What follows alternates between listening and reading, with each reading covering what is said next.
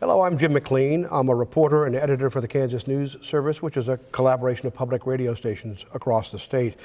We're doing this interview on August the 2nd, 2019, with Bill Reardon from Kansas City, Kansas. He was a longtime member of the Kansas House of Representatives. This interview is funded in part by Humanities Kansas and will be transcribed and placed in the Kansas Historical Society for viewing by the public. Bill, welcome. Thank you, Jim. Good to see you again. Good you like to see being back you. here in the House chamber? How long has it been since you were here? It's been a few years. I retired in 2005, but I began lobbying the following year for the Kansas City, Kansas School District. I've been on the Education Committee most of my career here. Right. And, but I retired from lobbying in 2015. So it's been a few years since I've been here on the floor. You just couldn't stay away. Huh? Couldn't stay away, yeah. Right. We should mention too, you had a 30-year career in the Kansas House. Mm-hmm. And for much of that time, you were either you were the chair of the Education Committee when the Democrats had the majority. Yeah. Otherwise, you were the ranking member on that committee. You chaired the Federal and State Affairs Committee as well, and you served in leadership as Speaker Pro Tem, right? All those things correct? Right. So you were right in the thick of it for most of your time here. Yeah, I served 30 years, and you know, I wouldn't say that if it was 30 years in the U.S. House, you'd be middle of the pack, but you would certainly have many, many U.S. House members that had served longer. But in the Kansas legislature, and I assume in most state legislatures, 30 years is a really long time. You know, for even years before I retired, they have an unofficial title of Dean of the House. It's the person who's served the longest. And so I was Dean of the House the last number of years that I served in the House. And Anthony Hensley was doing some research on something else and said that I was the longest serving member in Kansas history in the House of Representatives, serving 30 years.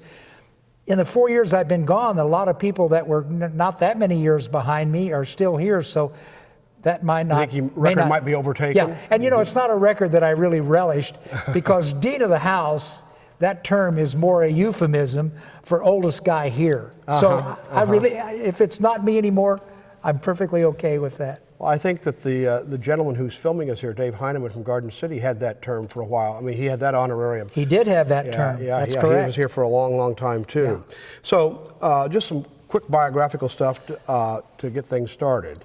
Are you a native Kansan? I'm a native Kansan, yes. You were born where? Kansas City, Kansas. Both of my parents are native Kansans. Mm-hmm. Okay, and so did your family, are you the first one in your family to have had any interest in politics, or do you have a history there too? No, I have a history there. My father was served as clerk of the district court, which at that time was an elected office. So he served in Wyandotte County as clerk of the district court. He did that for a few years. And my earliest memories of politics was that as clerk of the district court, he was placed in charge of serving as a facilitator for people who had come here from other countries and were trying to establish citizenship. And so he would work with them. To my knowledge, virtually all of them were Mexican, people who had come from Mexico to be citizens. And he would do that. By the time I was born, he was Wyandotte County Commissioner, and he served until his death in 1962, from 1944 to 62. So from the time I was a little boy, he was a county commissioner. But his first job was clerk of the district court. And as a little boy, several times a year, we would go to the homes of people in a section of Kansas City, Kansas called Armourdale, to a Mexican family who had invited my father and his family to dinner. So I grew up loving Mexican food. I had a hard time when it became franchised, because the Taco Bell food and that sort of food was not the same as what I was used to eating at these family houses. So my father, they felt like that he was their contact with government.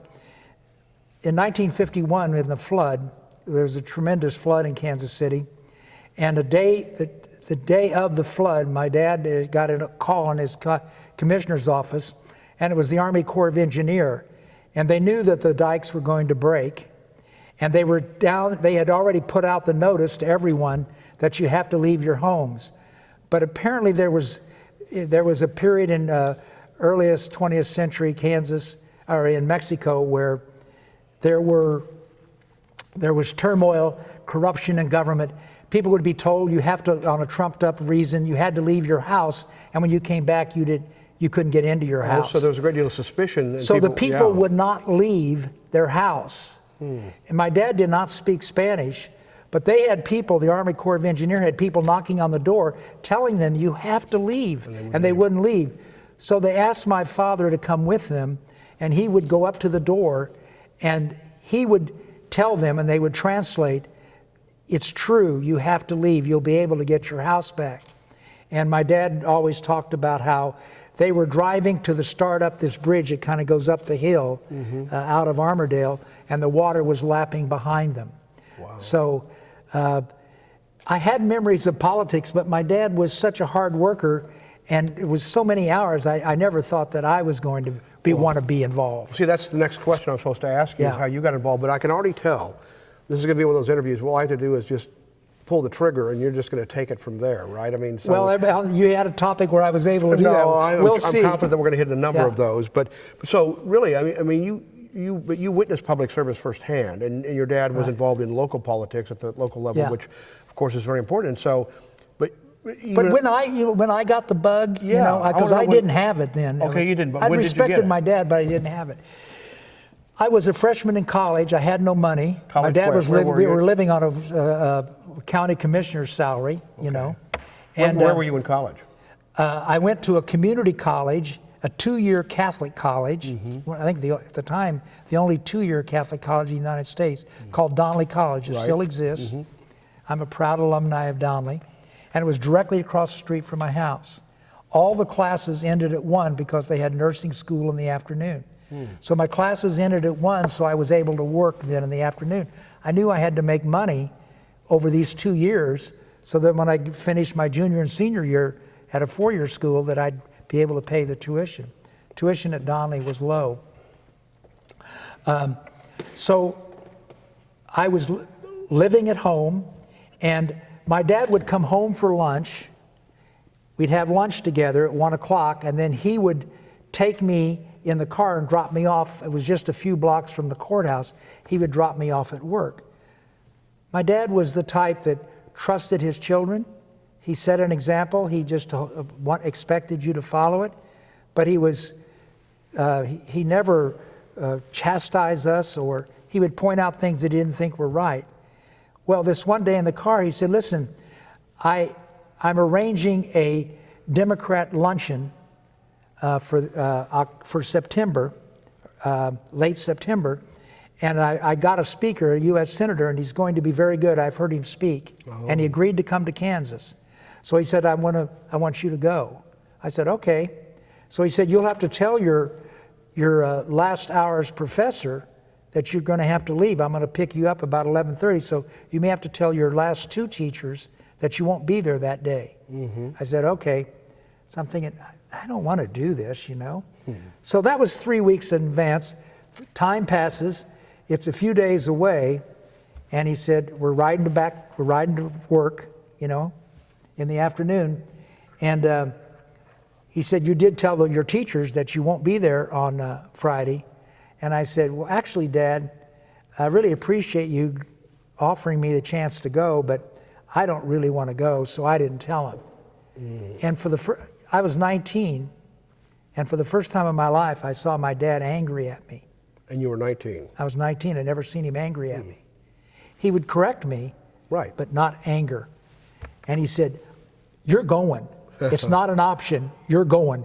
You tell them tomorrow. So I thought, what is the deal with my dad?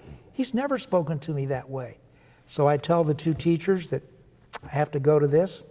We go down. It was at the National Guard Armory on 18th Street in Kansas City, Kansas, just a quarter of a mile north of I-70.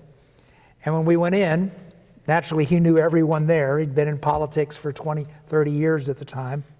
And we're talking. And so then somebody up on the podium at the dais, I was up on a stage, said, would please take your seats for your lunch. And so my dad said, listen, now you're going to have to, you can sit, let me go over here and see if this place here, this table, and he goes over there with me and says, is that seat free? And he said, yeah, could my son Bill, have you met him before? And so it's older people and they're being nice to me, and I'm thinking, this is a nightmare. I'd already scoped the place. I didn't see anybody my age. Right. They were all older people. And I thought, oh my God. I said, well, aren't you sitting with me? And he said, no, I've got to be up on the head podium. table. Yeah, at the head table, yeah. So I sit down, and they're very nice to me, but I'm just like counting the time. And so I'm looking at the podium, and there were people on the podium that some of them I knew their name because they were Democrat colleagues with my dad. Others, I didn't know their name. I couldn't say their name, but I recognized them as local officials, And so there were two guys that I didn't recognize. One of them was young and kind of had reddish hair, like almost red hair. In fact, it was red because there was light coming in from the windows at the top of the armory. And when the light was hitting this young guy's head, so I knew it wasn't him. He was way too young to be a U.S. Senator. The other guy looked the part. He was very distinguished, rotund, white hair flocked back. So they give a long introduction of this U.S. Senator, somebody at the podium, not my dad. And so we clap, and I didn't know what to do, but I saw other people standing. I noticed that the entire place, what do you call it, where all the people are sitting, the guests of honor, they all stood. So I've got, at one end was the young guy that I discounted him. The other end was the guy with the white hair. Right. So I'm watching him, and I'm clapping for him. He's not the guy. But so he stands up and he starts clapping, and the first couple of claps, I think he's clapping for himself, but he stands at his spot. Yeah. And I'm thinking, it's not him. And I look over, and it's the young reddish colored hair guy. And I'm thinking, oh my God, he's a senator. He looks 29. Well, he gives the speech. The speech was not on politics. The speech was on history. Yeah. I was mesmerized. He spoke for like close to 30 minutes on history. I was mesmerized. When it was over, my dad had told me, you're going to have to wait around for a while because I've got to help with organize and talk to the people at the armory and pay the check and stuff. So I said, okay. So it ends, and there's a line. And so I get in the line, and this senator is shaking hands with everybody before they go into this foyer. And he's shaking hands, and he just says, thanks for coming. Thank you. Thank you. I enjoyed your speech. Thank you. And they're moving on. I went from being furious that I had to be there to being like a groupie, And when I put out my hand to the senator, I'm saying, rapid fire. I didn't even want to be here. My father made me come. I told him I didn't want to be here. He told me I had to come. They always say, listen to what your parents tell you. This was the greatest experience of my life. I'm a freshman in college. I didn't know what I was going to major in. Now I know it's going to be a major in history. And looking back at it, this was 1958, so 61 years later, it's still embarrassing. 3 times while I am speaking, his hand relaxes. But you wouldn't let go. But my hand didn't relax. Right. I'm still holding on. And so what did he say to you in that Boston accent? Yes. Am I guessing correctly? So you guessed correctly. And so I go out into the hallway and into the foyer, and I'm just staring at him like a groupie. I'm staring at him. And this man dressed, tall, thin man with horn-rimmed glasses. I'd never seen horn-rimmed glasses before. Horn-rimmed glasses come up to me, and he said, I heard part of your conversation with Senator John Kennedy. Yeah. So you guessed it. He said, so when I was 19, I looked 16. He says, I'm sure you're not old enough to vote, because you had to be 21 then. Yeah. I said, no. But he said, there's people at your college that are old enough to vote. And I said, oh, yeah. And so he said, well, give me your address, give me your address. So he copied down my address. I found out later that it was Ted Sorensen. It was Ted the speechwriter Sorensen. who wrote that great inaugural speech. It was Ted Sorensen. And I didn't know that till after Kennedy was elected president 12 months later, that then I saw Sorensen on TV and said, oh, that's the guy. He sent me, I got a letter from Kennedy. I'm sure that the letters were from staff, but I got 3 different letters between that September and the following November, the year in November. But they were all like, dear friend, the first 2, but the third one was a, dear Bill Reardon, I enjoyed meeting you at the Kansas National Guard Armory. I hope that you can help me with people that you know at college, and you don't have to be of voting age to be a part of my campaign, and so on. Well, I treasured that letter. My little brother says, hey, I want to take it to school tomorrow, show everybody. I said, Jack, you're not taking the letter. I'm not even taking it to school. Why would I let you? This is my treasure. He said, well, you're being selfish. I should be allowed to take it. I'm not going to let anything happen to it. Somebody will tear it. Somebody will get stain on it, ink stain. No, you can't do it. So I'm thinking later, I have got to hide this because he's going to take it. Yeah. I don't want him taking it. So I hide it. I get involved in the campaign. I'm watching it. Kennedy wins.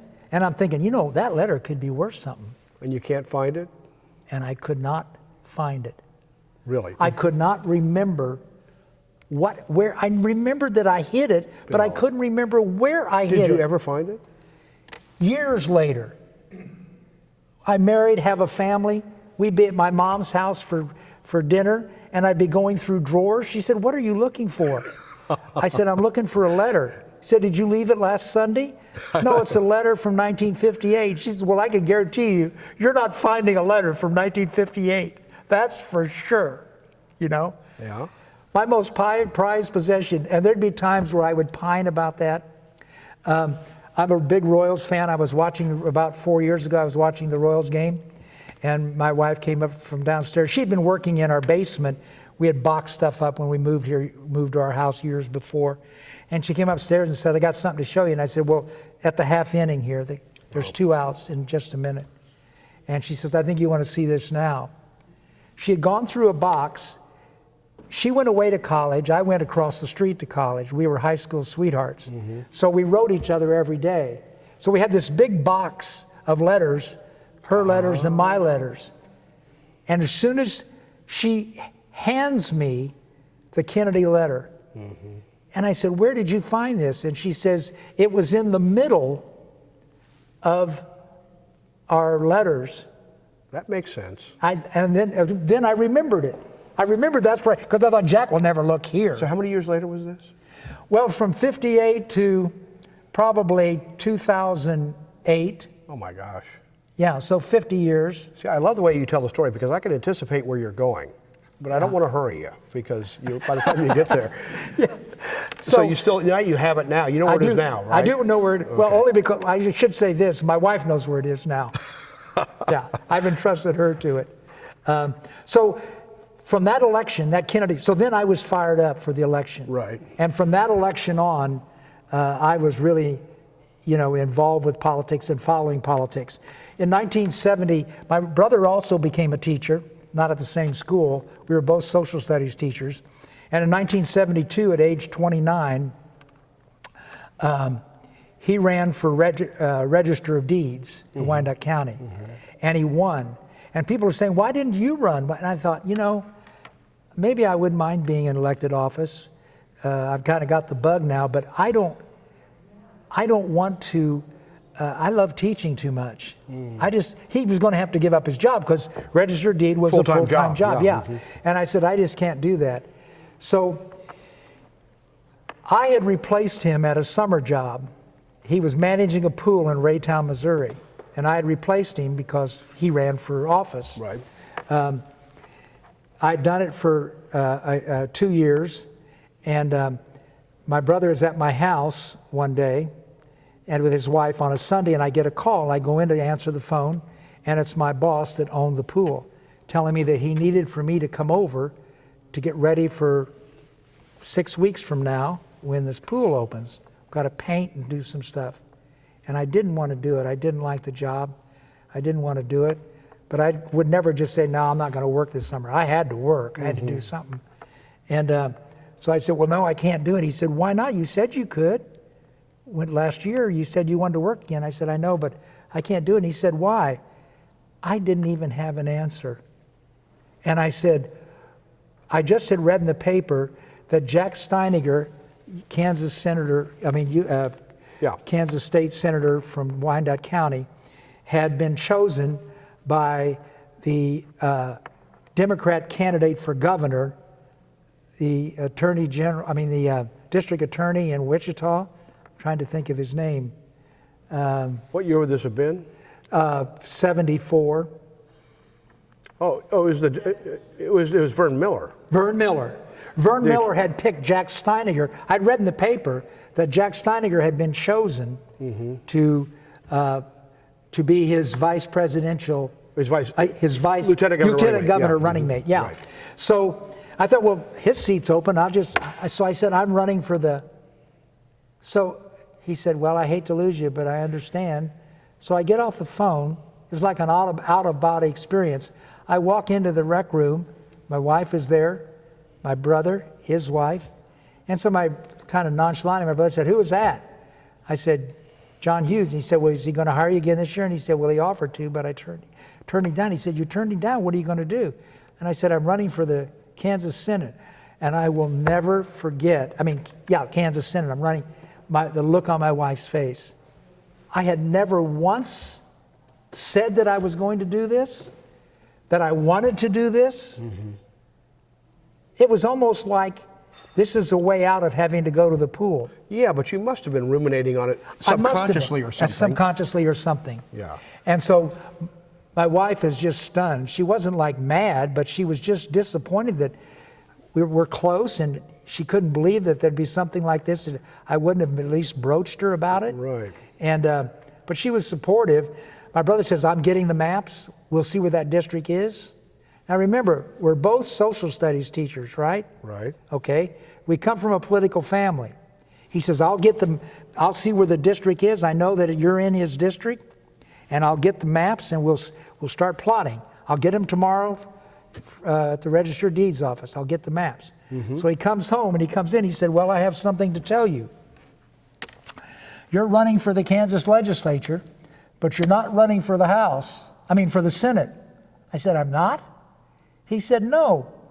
Steiniger has a 4-year term. This is the 2-year mark. Right. That's why he agreed to run for lieutenant governor. His seat's safe, He said, his seat's not open. He's not even up for election this year. Yeah. He said, but your state representative, do you know his name? I said, no. He said, so he tells me this doctor's name. He's announced that he's retiring. He's not running again. That's who you're running for. And I said, oh, okay. So I go into the legislature in 2005. The word in Wyandotte County politics was... 1975. Excuse me, 1975. Right. Sorry, thanks for correcting me. Yeah. So in 1975... I've been studying your bio here. Thank you, I'm glad you are. Yeah. I need the help. In 1975, the talk was, my brother ran for mayor in 1975. In 72, he was elected Register of Deeds, and then he ran for mayor. And he was elected in the spring of 1975. So there was this rumor that, they've got this thing all planned out. It was a 3-step process. Jack Reardon was running for Register of Deeds, then Bill Reardon was running for the legislature, and after he got elected, Jack Reardon was running for mayor. Well, now that you know the real story, there was no plan. I didn't even know when I got on the phone that day that I was running. Yeah, it's a little bit like you were trying to construct a Kennedy-like dynasty in Wyandotte County there. That's what they kept comparing us to, and I kept thinking, Jack, this is not... They said, look, we're not the ones saying it. We're never going to say it. Let them say it. And I said, I don't think so. I think we should say, no, we don't want to hear that. We're Kennedy fans, but yeah, so we did get some of that early on. So it was somewhat of an accidental decision. It's an accidental But you decision. ran for the legislature and you proceeded to serve for 30 years. Served for 30 years. Yeah. Fate's a strange thing. Yeah, and you could continue teaching. And I was able to continue teaching. Yeah. Right. Because it's a citizen legislature, which means you have to have Another job, yeah. I mean, over all the years you were here, I mean, legislative pay was debated off and on for years, but being a legislator doesn't pay all that much. That's right. And Kansas was one of the lowest paid in the country, and still is one of the lowest in the country. Yeah. So you taught social studies and you served in the legislature, and you were involved then in education. Would it be fair to say that much of your focus during your time was on education? Yeah, when I went to the legislature, you could put down requests. Some other legislators from Wyandotte County that had served for a long time said, I don't think they're going to put you on the education committee your first year, so I didn't write it down as a request. But at the end of the first year, the minority leader in the Kansas House, named Pete Lux, he was a CPA from Wichita. Right, later served on the state corporation commission. He was appointed by Governor Bennett to be on the Kansas Corporation Commission. So there was a vacancy.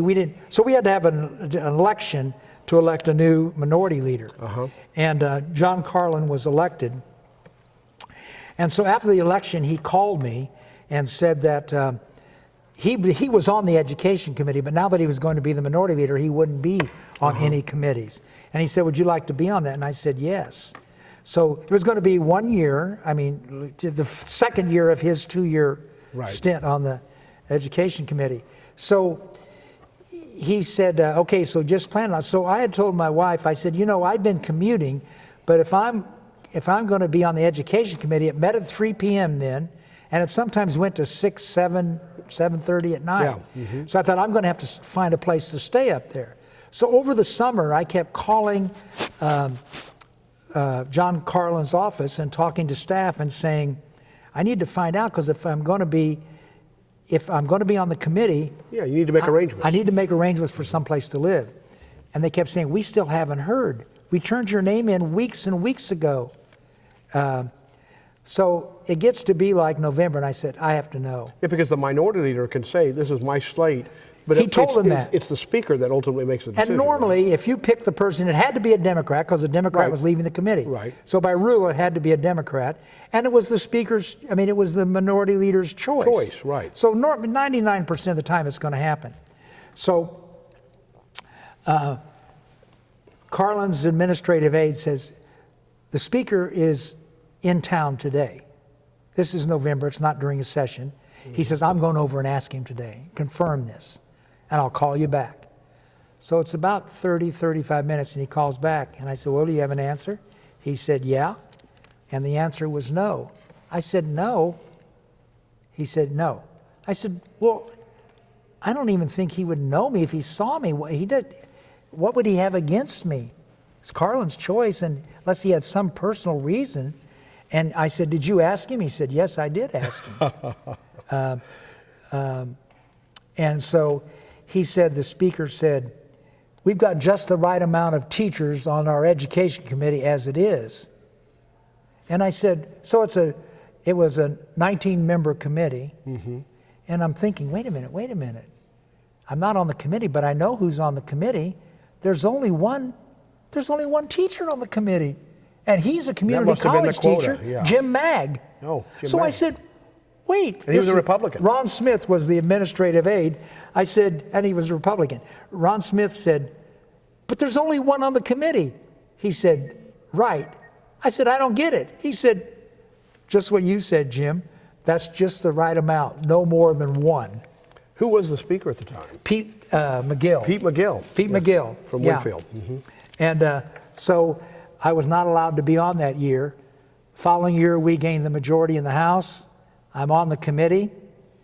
After 1 year on the committee, the chairman, the Democrat chairman of the committee, Roger Robertson, from Hutchinson, has a born-again experience, retires from his job in Hutchinson, retires from the legislature, even though he was a dynamic chairman of the Education Committee, and moves to the Baptist Theological Seminary in my legislative district in Kansas City, Kansas, to study to become a minister. I see. Okay. And so he just left. So a year after I was told that one teacher is plenty and we're not going to have two on the education committee, I was chairman of the committee. Mm-hmm. I tell you, really, you can't make this stuff up. These are good Yeah, isn't that stories. amazing? Yeah, it is. Yeah. 1 year after I was told that I couldn't be on the committee, I was chairman of the committee. Pretty early in your career, too. You're chair of one of the major committees. Right. Right. And, you know, it was a really challenge for me. The year before that, I'd been chairman of Federal and State, and that was a difficult chair. Maybe they had a lot of high-profile, controversial Yeah, that's where issues. big federal and state issues Right. go. In fact, you said before we started the interview that your first year there as the chair, there was a hearing, a very tense hearing on the Equal Rights Amendment. To rescind the equal rights, yeah. Right. Tell me about that, because this would have been 1977, right? 77. And Kansas was one of the early adopters of the ERA, and it had a certain number of states had to. We were the fourth. Former Representative Joan Wagner told me that. I knew That's we were right. one of the first, and she knew exactly it was the fourth. Of course she did. Of course she did. Of So course we were the she fourth did, state right. to adopt, but all the states had not adopted yet to ratify it. Right. They And didn't so have the 3/4, which is a high mark. You know, you have to have 3/4 of the states they to extended ratify. the amount of time for ratification. And in Right. the meantime, there were people here in Kansas who wanted to Rescind. rescind the state's support of it, right? Yeah. And so that's what the hearing was about? That was the hearing, and during that session before the hearing, we had the hearing. The day that we had the hearing, we had to try to make it fair. There were 1,000 people here. The room held about 150 or 200. 200. We put extra chairs. Was it room the old held Supreme 200. Court chamber where you had the hearing? It was in what was 519 many years ago, okay. and is now the Senate Ways and Means Committee hearing, right. Yeah, in that area. So we stood outside, and those who were supporting rescinding and opposed to rescinding got in separate lines. We had the exact same number of chairs on each side of the aisle, so we had the same number of people that were in there. But outside, so a very small percentage of those who had come Got in. they were out there in the hall, and the fire marshal came and said that this is a fire hazard to have this many people cramming up on this floor. And so he made many of them leave. But it was a controversial hearing. I'd had a number of people contact my office, were fearful that if Equal Rights Amendment for women went into effect, that they would be forced to have a job. They'd been told that they would have to go to work, and it was women who said, I've made the choice to stay home. My husband and I have made that choice, that I will stay home with them. And they thought that the passage of the ERA would compel them then They to were go to work. convinced. Right. And, because there were the opponents of this thing, Phyllis Schlafly, and again, courtesy of Joan Wagner reminding us, that was one of the talking points from the opponents out there, is that you don't want this to pass because you will be compelled to go to work regardless of whether or not you want to. Right. And it was difficult for me because I wasn't about to say, well, I understand, I won't do it. I mean, obviously, I said, I'm going to listen to the thing before, but I says, I'm inclined to think, I have a wife and 3 daughters, that I would certainly want them to have equal rights. But like another example, you mentioned the one about they think that they would have to work. Another one who was just, she was unconsolable in my office because she was convinced that her first grade daughter was going to have to go in the bathroom at the same time as other first grade boys in her class to use the bathroom, that you would be required to have unisex public toilet facilities. And none of that was true, but that doesn't change the fact that they believed it and were fearful for their family's sake. It's a lot of pressure on you as the chair of a committee that early on in your career. Because, you know, I didn't have the same experiences that my brother had. He was a teacher, but my brother did not coach. My brother went to graduate school only in the summer. My day for 5 years was to teach until 3, coach until 6, you know, football and basketball, coach until 6, and go to graduate school till 9. You know, I remember years later, not much younger than I am now, but I mean, in my 50s, I remember thinking, how did I do that? I know, yeah. You know, my wife would keep our 3 daughters up. They would sleep till 10:30 or 11, because otherwise, if I didn't get home till 9:30 or 10. You wouldn't see 'em. I'd only see them on weekends, you know. And so the reason I bring that up is that I was on no boards, I was in no clubs or associations. I didn't know anything How to about run a Robert's meeting. rules or how you run a meeting. I didn't know. My brother knew a little bit about that before he Right. ran for Register of Deeds. So you add to that in my third year I was chairman of committee. Yeah, there was a learning curve there. Right. Yeah. And so you had that experience, then you were chair of the education committee. And that was so much during your tenure at the State House. I mean, we went back and forth on education. You know, school finance is still a huge issue in this state. Sure is. And you were right in the middle of a lot of those Right in the middle. debates. You know, I was chairman, and I'd been chairman of the Fed and State for a year before I moved over to that. And so I knew a little bit more. But what I found out was that on the Education Committee, and this speaks volumes about how the Kansas legislature has changed. Okay. It was confrontational on bills, but the confrontation was not party based. The confrontation was oftentimes regional, Yeah. urban versus rural, Right. suburban versus farm people. It was more of that.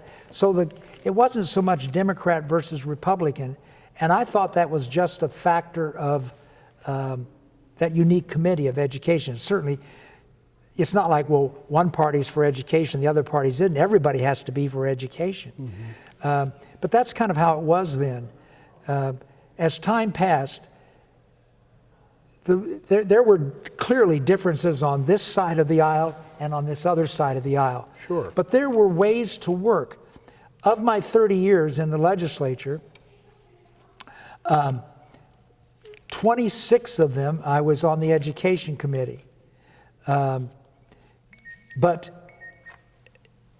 if you take my job, my career, and divide it kind of in half, just as roughly speaking, the first 15 years are totally different, not just for me, but for this body, than my second 15. The first 15 was strategy of choice, find ways to compromise so it's bipartisan. Find ways to compromise so it's bipartisan. Of my 30 years, 26 were spent in the minority. Yeah. Only 4. 26 were spent in the minority. But the last 15 years, there is very little of this, like let's cooperate. So roughly speaking, the line, the line of demarcation there would be roughly early 90s. Early 90s, yeah, that's when I really What started. changed then? Are you talking about the spirit of the legislature, the collegiality of the place was, you had problems to solve, let's do it, let's figure out a way to do it. And there were reasons. I mean, it was kind of symbiotic in the sense that sometimes, I mean, the 4 years I was in leadership when we were in the majority, but when we were in the minority, most of my time, obviously, Right. 26 of the 30 years I was in the minority, when it was, let's say there was an education bill that was going to benefit most of the state, but rural legislators were suspicious of it because their people were suspicious of it, that it was going to take things in the future away from them. That was what they had in their Lead mind. them down the path to forced consolidation or something. Right. That's one of their greatest fears, was they were course. going to get to the point where they had to consolidate, give up their district, Right. bus the kids to the town closest to them. Right. So what a Republican speaker might do, this is just a hypothetical, Of course. would be to say, we have to have, now one of the differences is that, Somebody's trying to get a hold of you. yeah, I'm going to have to push that button and turn that off. One of the differences is that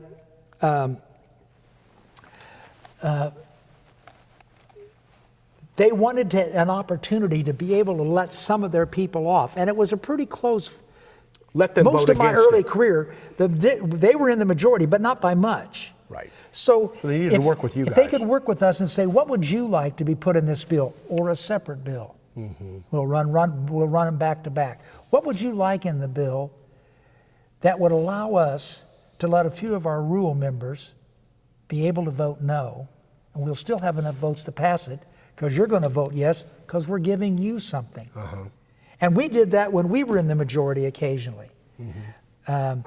the latter part of my service here, and then I lobbied for 10 years for the Kansas City, Kansas School District, I didn't see much of that at all. Yeah, and that's really the way that tells a lot about, I mean, the design of the legislative process in the sense that we want to have fairly drawn districts, competitive elections, so that one side doesn't dominate the other so much, because it then requires that kind of consensus deal making if you have that situation, right? We need you to pass the bill.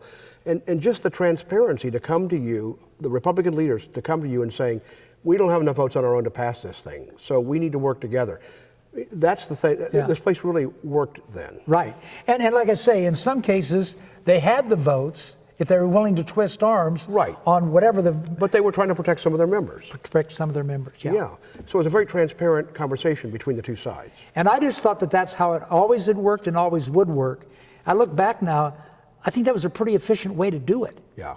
You know? You probably got a lot of very good compromise legislation passed. Yeah, it wasn't exactly what we'd want. Right. Now, maybe it was more beneficial to us as the minority because we were getting something. Right. You know, the majority might say, yeah, but we had to give them something. I wish we had a larger number. When you're saying, why isn't it like that now? Yeah. For the last decade or so, it's been pretty lopsided. It's been veto-proof majorities. Mm-hmm. They don't really need to try to work with the other side of the aisle. Yeah, and there is a line in Kansas history, recent history, where the place became more partisan for lots of different reasons. Lots of different reasons. And you straddle that line in your terms of your service. Yeah. So what was it like then in the second half of your career when trying to get things done? How give me an example of how things were different. Well, let me just kind of a segue into that, talk about the education, the school finance bill in 1990. Good. When we were elected in 90, can you indulge me one more time about of course. A story? Yeah, let me just sit back and get comfortable. Yeah, okay. For about 10 years, I taught a graduate course for KU on the Kansas legislature. So I was a teacher. I've been a teacher a long time, so I had some teaching skills. But I also had been in the legislature a long time. So I did that for about 10 years till the recession in 2008. Mm-hmm. So I did it past even when I was in the legislature because I retired in 2005.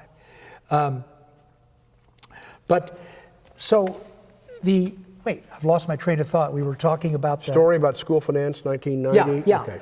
So we got elected. We knew we were going to have to do something because the gap in the mill levies was unreal. From 150 mills to 200 mills in some places in southeast Kansas, right, to 8 mills in Burlington where the power plant was. Yeah, so they could raise as much money only charging 8 mills as it took 170 or 200 mills in southeast Kansas. Let's set the stage for that. I mean, the Democrats were in the majority.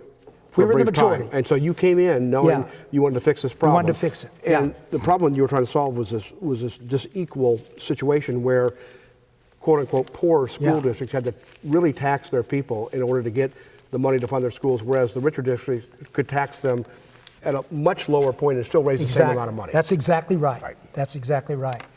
So one of the things we wanted to do was to standardize the mill levy. Whether you're a rich district, a poor district, everyone will pay the same number of mills.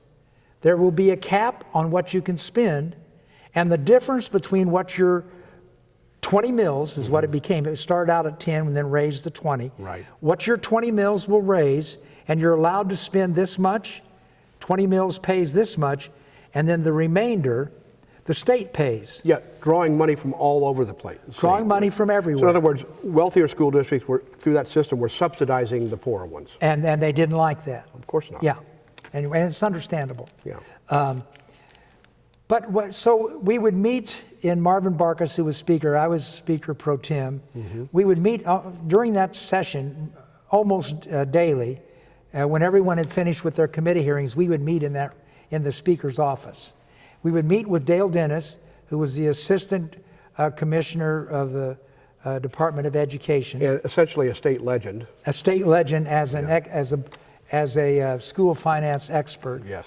And so he would be in the office. He'd be in there every day, and we'd come up with something. Say, can you do the runs on this?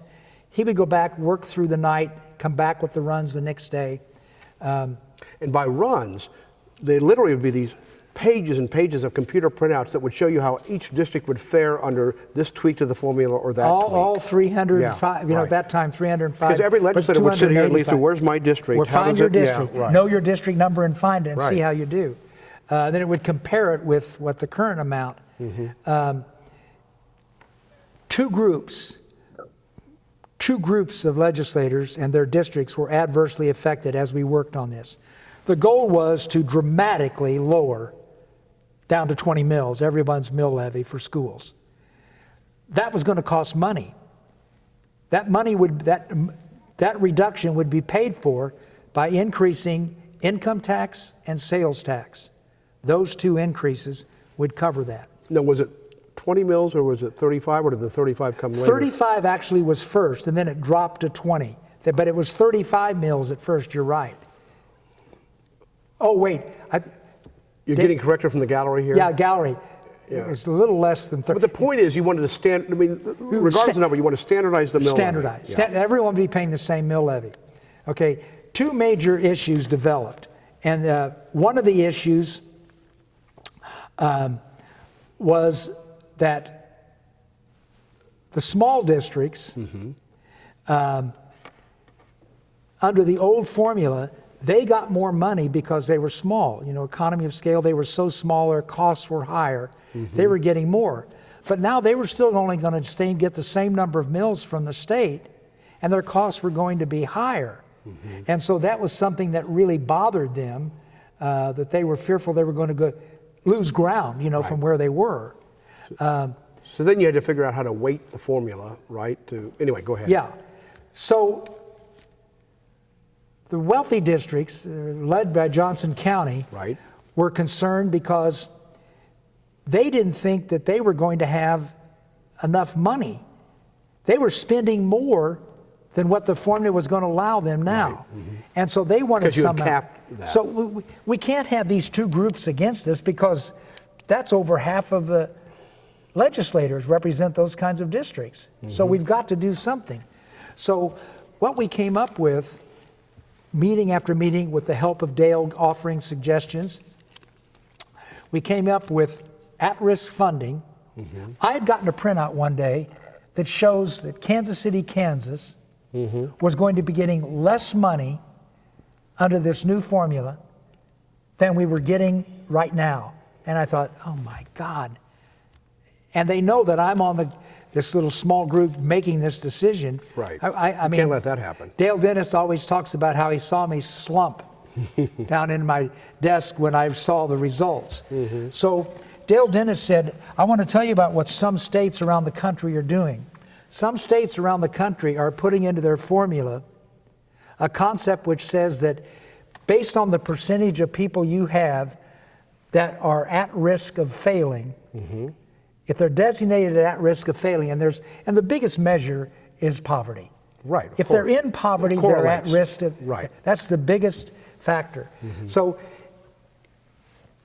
every state is eligible to get at-risk funding, but the amount that you get will be based on how many kids that you have that fit the category of being at risk. Well, an urban core district like Kansas City, Kansas would have a lot that fit that category. Johnson County wouldn't have not. many. Yeah, Right. they'd have very fewer. But I thought, well, that doesn't solve. I said to Dale after the meeting, to Dale Dennis, it doesn't solve our rural people. What are they getting? We're getting something because we have poor kids. Dale said, now this is a city boy that lived in Kansas City, Kansas his whole life, knew nothing about Meaning you, rural not- life. yeah, Me, you. nothing about rural life.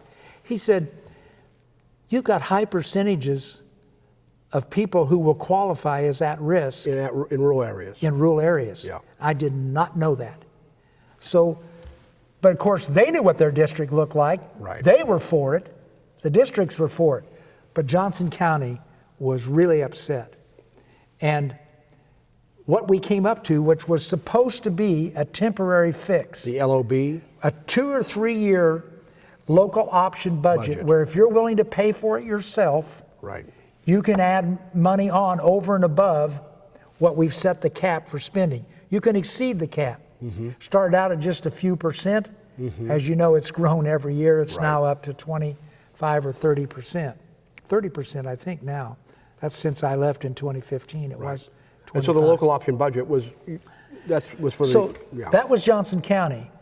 Now, what changed is that it was supposed to be just until the amount of money that the formula was generating got them up to where they had been previously. When you got to where your district was before the new formula, then from then on, you're on, but politically, when it got to that point, it never went away. Well, that's one of local option That's one of the truisms of politics, is that don't create something you don't want to live with forever. That's exactly right. That's exactly right. So you were right in the middle of that, and that was momentous. I mean, that was a big change in the way schools were financed that happened during those years, right? And it's been tweaked and changed and debated ever since. I mean, right up through these right. I mean, court cases. So the formula went in '92, but we had problems, and so that was some of our problems. We had problem with Governor Finney. Governor Finney was a type of Democrat populist. She had said, "You guys do whatever you want with the formula." She wasn't really a wonk, a policy wonk. She was a people person, and she was good at it, But she said, there's only one thing: don't raise the sales tax or I'll veto it. So we were saying, well, we knew she said that, but the thing was, if we're going to lower the property tax, which poll after poll, decade after decade, the least popular tax. The least popular tax in Kansas. So you had to replace that revenue with something. We have to, and if we try to, so it was a three-stool chair. Yeah. Property, sales, and income. Right. If you take one off the table, sales tax, and you lower property tax, the entire thing is going to be on income tax. Right. So we had to have these other two with a little bit, the 20 mils, from the property tax. The property tax. So we thought she'll go along with it. Well, in 1991, we passed the bill and she vetoes it.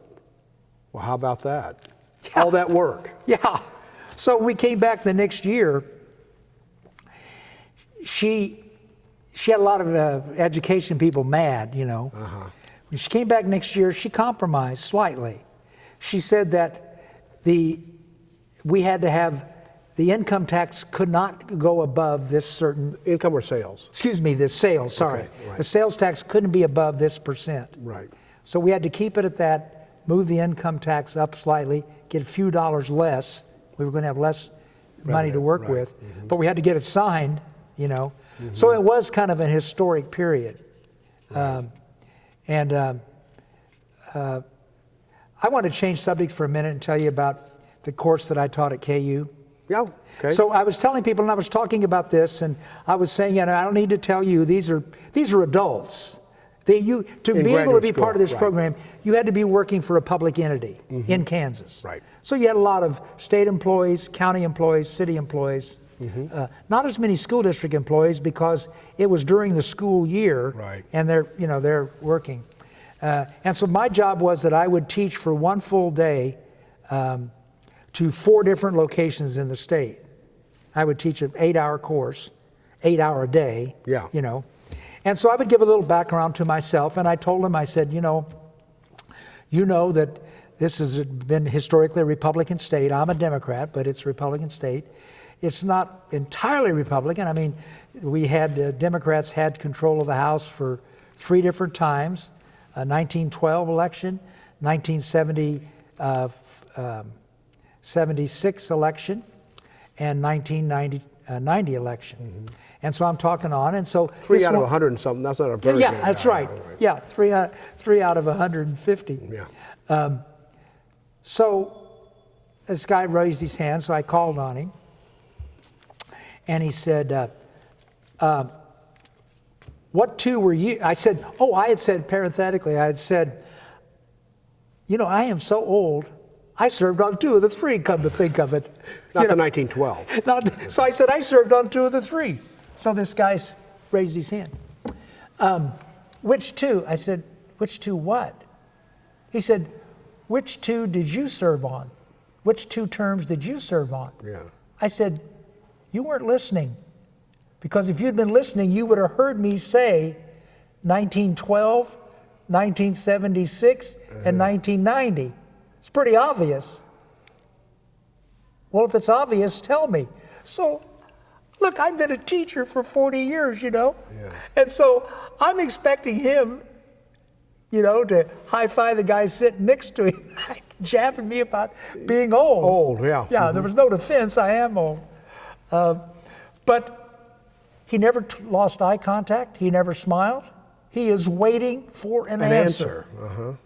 And I said, do you recall a few hours ago when I was just first talking about the course and what it would be like, and I said that it would not be graded?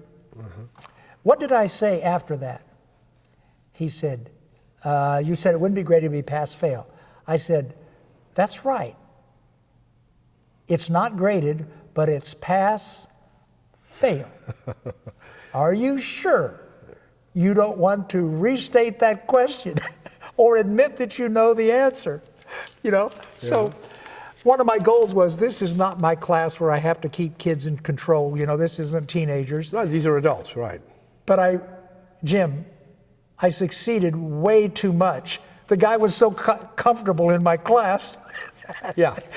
He was willing to put the knife in there and twist. I want to go back to, because I'm intrigued by what you said is the first 15 years of your career and the second 15 years and how dramatically things Okay, changed. I'll go into that a little bit. I do want you to talk about that because I think it has some bearing on issues that we're still dealing with. Right. January of 1975, so it was early in the session. I don't remember what the bill was, and I remember their faces, but I couldn't tell you the names of these two House members. They were both Republican. Okay. And they're at the mic, and they are going at each other. It is ferocious, And I don't remember if I had a side. I'm not even sure I understood the issue. Mm-hmm. But I was just amazed when I found out they were both Republican, and they were really nothing disrespectful, but forceful. Yeah. And you're wrong on that, and here's why. And they would be going at it. It was like a 20-minute debate between the two of them. The bill eventually passed on general orders, was going to be held over for the final vote the next day. I go out, I'm looking for one of the legislators that we had talked about going to lunch together, and I see the two guys who had been at the mic, saying, okay, now, yesterday you got to choose, so today we're going to so-and-so's restaurant. I said, that's all right, that's fair. And they're laughing and talking. And I'm thinking, I cannot believe this. I never thought that what they were doing was fake. What I thought was, they have very strong feelings on this issue. They're not afraid to contradict a colleague, but it's not just a colleague, it's a personal friend. And I remember thinking, if I told a teacher across the hall from me, if I said to a teacher, I can hear your teaching, and I know you really work hard and that you're prepared, but you're not getting to these kids, and I can tell from what I hear, and I can tell when they come to my class for my class. That teacher would never talk to me again. That was my feeling. It never happened to me, but I would never say that to another teacher, disagree. And I thought, this is liberating. You can express yourself here, and as long as you do it in a way that's not demeaning, you can be at odds and still be friends with a person, still like a person. Mm-hmm. The latter years that I was here, I didn't see much of that. Really? I didn't see much of that where you could, if you were critical of somebody, you made an enemy. It was more in the caliber of what I suspected would happen to me if I had done that to a teacher. Yeah. What triggered the change? What happened? I think ideology started playing a bigger role. It's not like, okay, that's your view, but I got a different one, Yeah. It's like you are disloyal to the party, you are disloyal to the cause. To the cause if you don't toe the line. I think, and I'm not saying it was all just in the other party. I mean, right. I think whether our party was just reacting to what they saw on the other side or what, but I mean, I think it became, both parties became more entrenched. And so you were here as a lobbyist for some of that period, lobbying for the Kansas. Well, I retired in 2005. That was my last session. Okay. And then I lobbied for 10 years for the Kansas City, Kansas School District. Denny App, a former legislator, former education chairman, we had a lot in common. She was lobbying for the Kansas City District, but she retired at the end of the 04 But session. the reason I ask about that is because then that partisanship got more pronounced.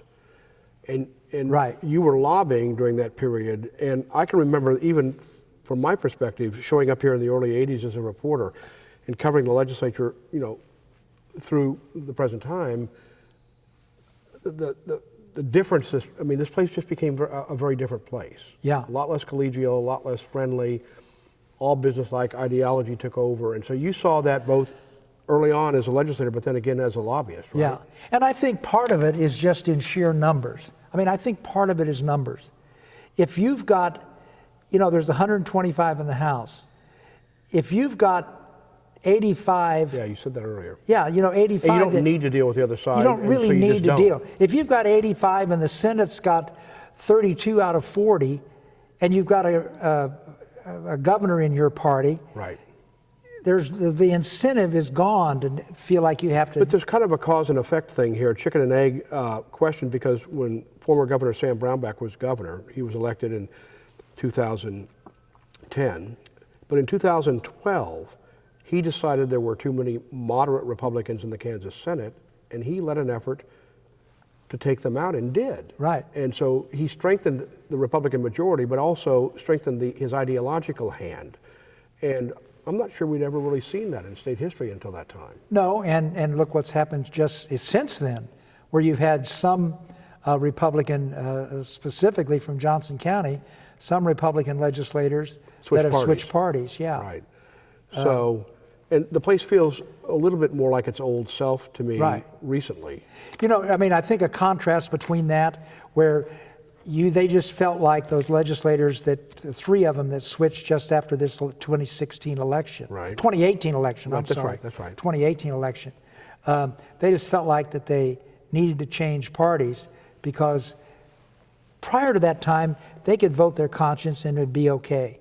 And even though they've got, their votes couldn't stop them from doing what they want, they were pariahs because of that fact. Contrast that with me as chairman of education, which has nothing to do with the issue I'm going to bring up, but assistant minority leader, speaker pro tem at one time. Leadership. Yeah, I was in leadership. In fact, I was in leadership for 18 years. So I was elected 9 times.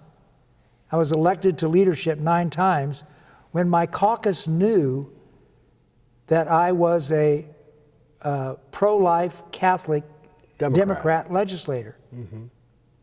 I'm gone from the process now, but I wonder if a pro-life Catholic could be in leadership. I don't know. Right. So that's to your point that the ideological purity plays out on both sides of the aisle. I didn't want to make it sound like I was only casting aspersions on one party. It's important to do that, but the point, your point is people knew that about you, knew what your position was, and even though it might have been a minority position in the caucus, they still had faith in you as a leader.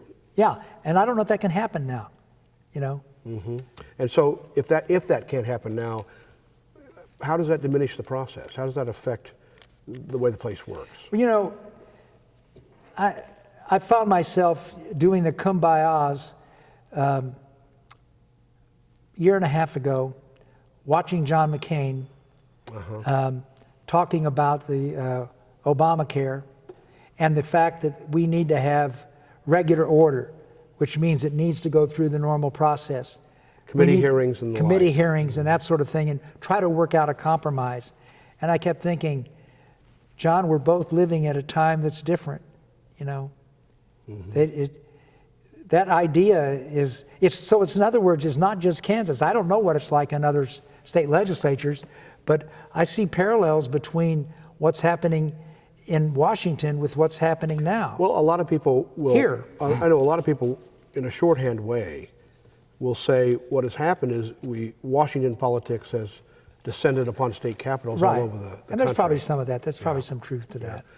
Well, so we've spent a lot of, this has really been great, but you came with some notes about stories that you want, just lighthearted stories, I mean, things that happened when you were here, just to kind of humor. Well, I was just going to mention one, this one's very short, uncharacteristic for me. All right. There was a man that was here, that was a state senator from Wyandotte County. I had not met him till I came here. His name was George Bell. He was in his early 70s when I came here.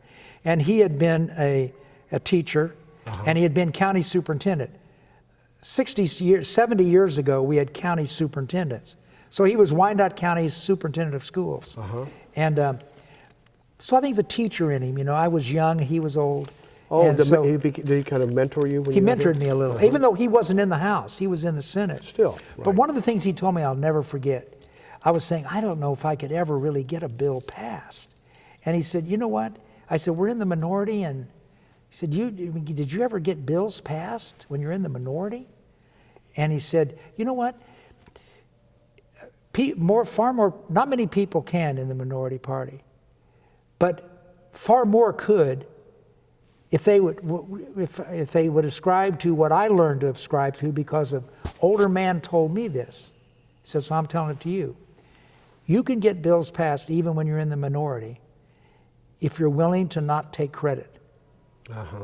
If you're willing to not take credit, majority party will let minority party do more than they normally would.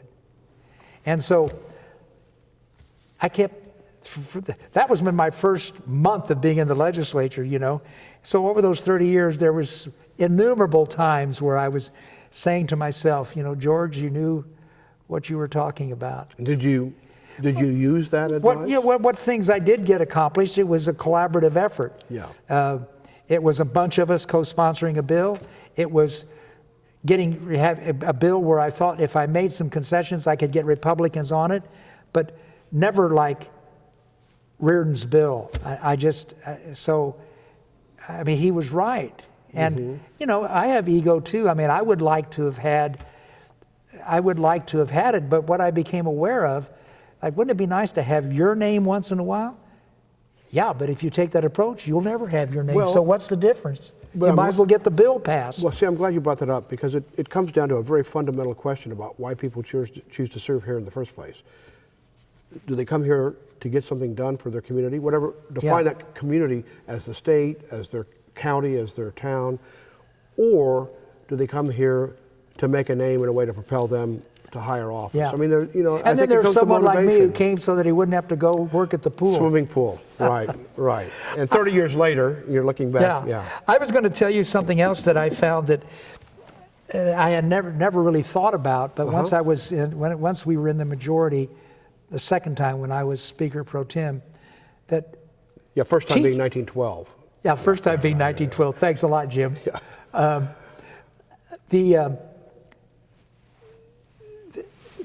I've lost my train of thought. I'm sorry. What were we just discussing? Well, you were going to tell me something else about the second time you were in the majority, about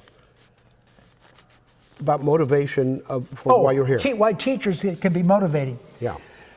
When we got the majority in the 1990 election, there's 125 in the House. We had 63. The Republicans had 62. It was the slimmest majority possible you could possibly have. And we had a young guy in his first term from Wyandotte County who ran as a Democrat, and he voted with us on all the bills that were non-controversial. Most people don't realize most of the bills, it's 115 to 2 or 123 to 0 or 125 to 0 if everyone's here. But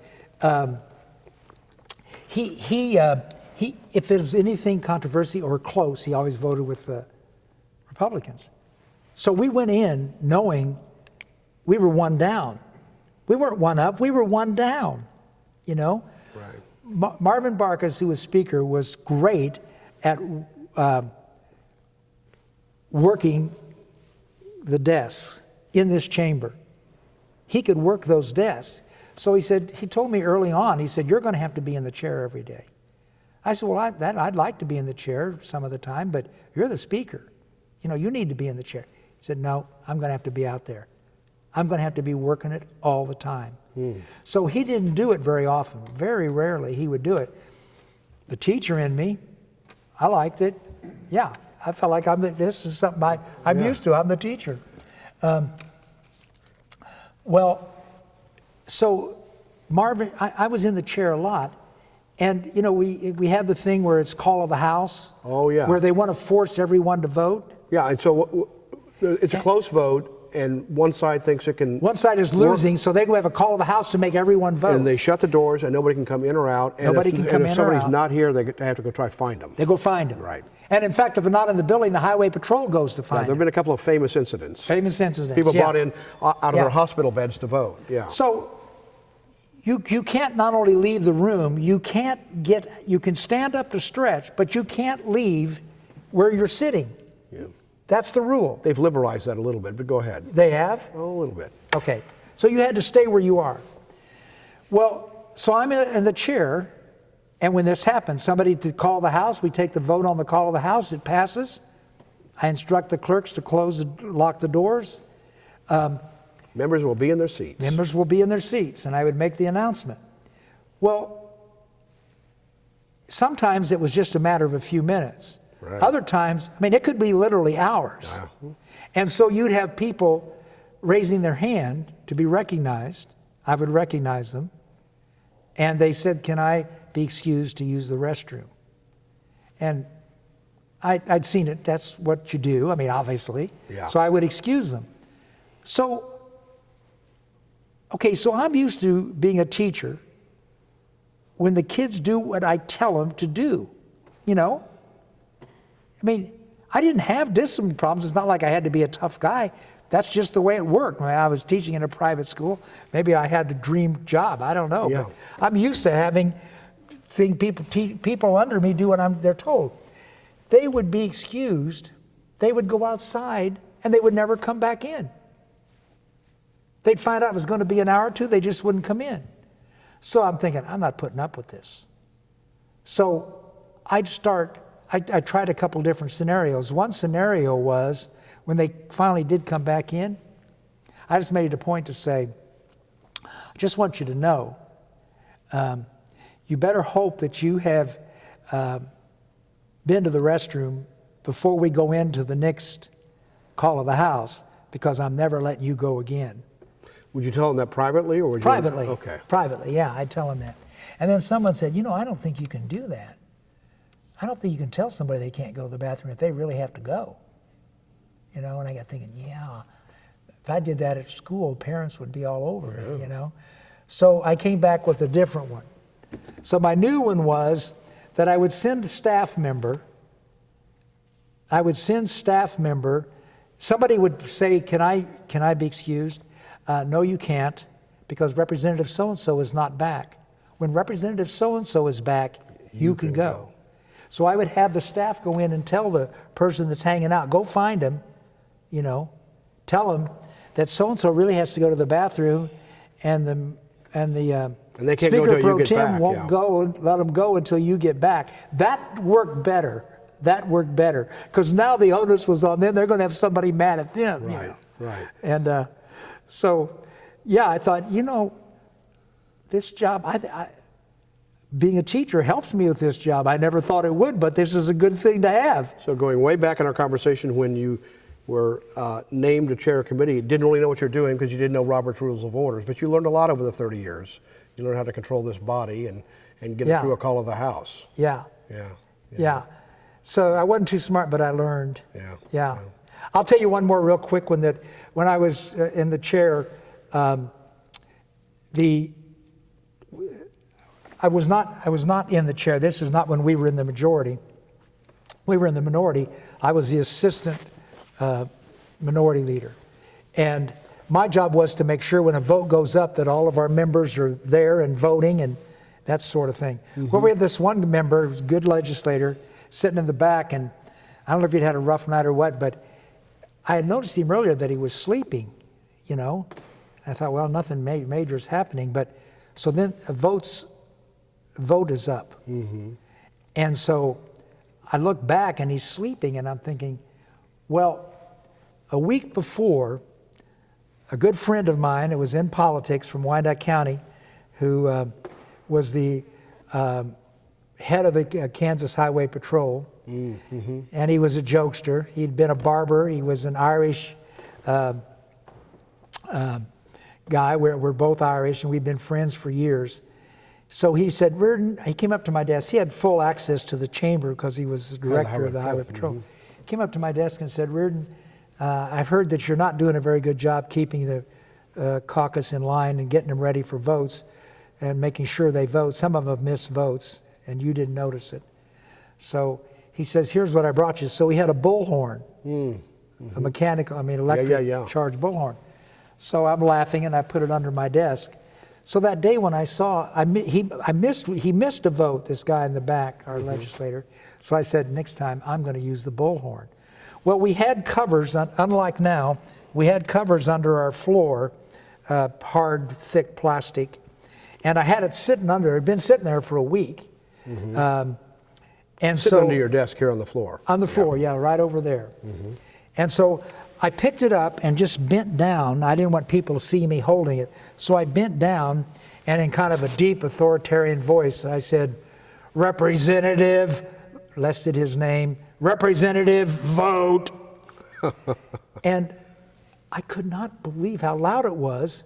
It actually scared me. It was so loud.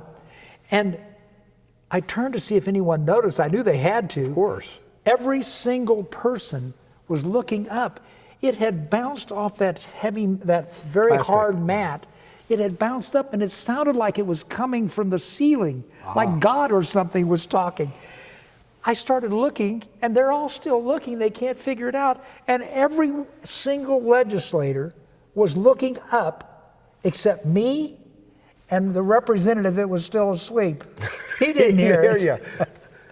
Yeah. So the epilogue to the story is, about a week later, well, this is their epilogue immediately after. But you got in trouble, and the speaker made you give him the bullhorn. I got in trouble. The speaker made me give him the bullhorn. Speaker Mike Hayden's. Mike Hayden. To become governor later. So all of a sudden at my desk is Burt Cantwell, and he's saying, hey, listen, I need my bullhorn back. And I said, well, I don't have it. He said, what do you mean you don't have it? I said, well, I used it like you told me to, and I got in trouble. And the speaker took it away from me. I had to go to the principal's office. And he said, well, go in there and tell him that I want it back. I said, I can tell you, he is so mad at me, he is not giving it back. Right. You're going to have to go in and get it. So Cantwell had to go in and tell the speaker that my bullhorn was actually his bullhorn. And so I think that's the most trouble I ever got in being in the legislature. And he got it back, right? He got the bullhorn. He got it back, Oh, but I would never have gotten it back. Well, I could talk to you for hours. I mean, I love this place, and I think these stories, and it humanizes the place too, because it really is a place where people did get to know one another for the most part, and got along and had a good time and did the public's business at the same time. Right. But and you know, two of the people I admired the most in my 30 years of serving, and there were others, these weren't the only two. Of course not. But two that I admired the most, and it had to do with what committee I was on and what my passion was, was when I came here, the chairman of the Senate Education Committee, and for many years after, and chairman of the House Education for many years after, Don Crumbaker and Joe Harder. Yeah. And they were just my heroes. They knew so much. I saw them as fair. You know, they were my heroes. Joe Harder from Mound Ridge and Don Crumbaker from Brewster, way up in northwest Kansas. Right. We're both Republicans. Right. See, that says something too. The fact that two people. And it wasn't just that I would, tell people I really respect these two guys. No. They were my heroes. I tried to emulate them. And the third one that was a chairman was Roger Robertson, the one that I replaced after he had his Epiphany. Yeah. Yeah. And because they were just terrific.